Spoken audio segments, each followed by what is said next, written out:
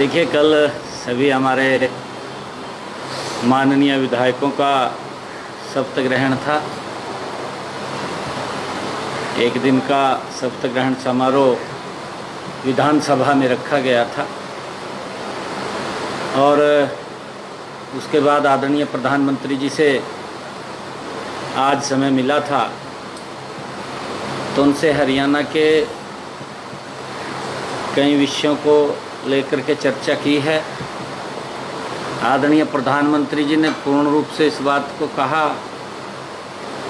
आने वाले समय के अंदर हरियाणा में तीव्र गति से विकास की गति को बढ़ाएंगे।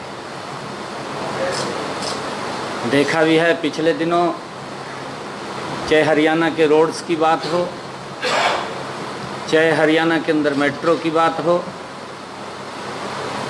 आने वाले समय के अंदर हरियाणा एक तीव्र गति से विकास की नई ऊंचाइयों को छुएगा। आदरणीय प्रधानमंत्री जी ने पूर्ण सहयोग, पूर्ण आशीर्वाद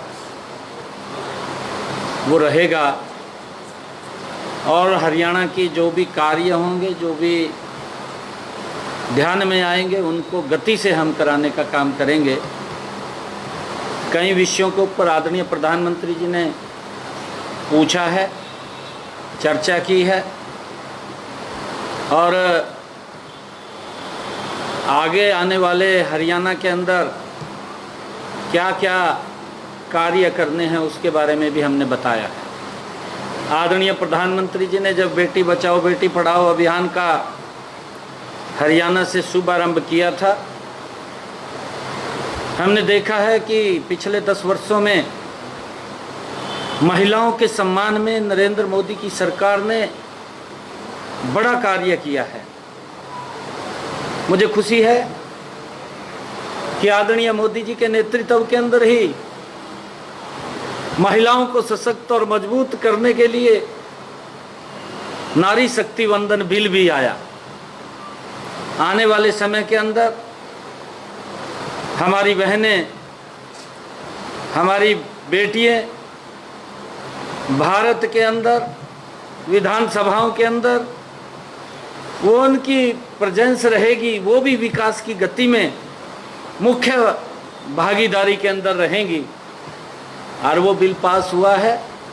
आने वाले समय के अंदर महिलाओं के लिए एक बड़ा आदरणीय मोदी जी ने ये तोहफा दिया है ताकि वो भी इस देश के प्रदेश के विकास में अग्रणी भूमिका के अंदर रह सकें। और उसका परिणाम है जब महिलाओं को सशक्त और मजबूत किया गया। आज महिलाएं लगातार नए नए आयामों को छू रही हैं। आदरणीय मोदी जी उनके पीछे बहुत सपोर्ट कर रहे हैं।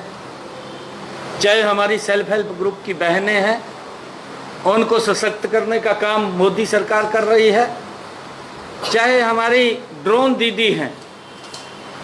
आदरणीय प्रधानमंत्री जी का ये विजन कि महिलाओं को किस प्रकार से सशक्त करके और उनको कौशल में निपुण करके आगे बढ़ाया जा सके और ड्रोन दीदी के माध्यम से भी महिलाओं को सशक्त और मजबूत करने का काम ये मोदी जी की सरकार, डबल इंजन की सरकार कर रही है। आने वाले समय के अंदर आदरणीय प्रधानमंत्री जी ने इस बात को कहा है कि हम तीव्र गति से, पूरा सहयोग आदरणीय प्रधानमंत्री जी का आशीर्वाद मिला है उनके दिशा निर्देश में, उनके ही नेतृत्व के अंदर हरियाणा को हम तीव्र गति से आगे बढ़ाने का काम करेंगे। नॉन स्टॉप हरियाणा और हमारा बढ़ता हुआ हरियाणा।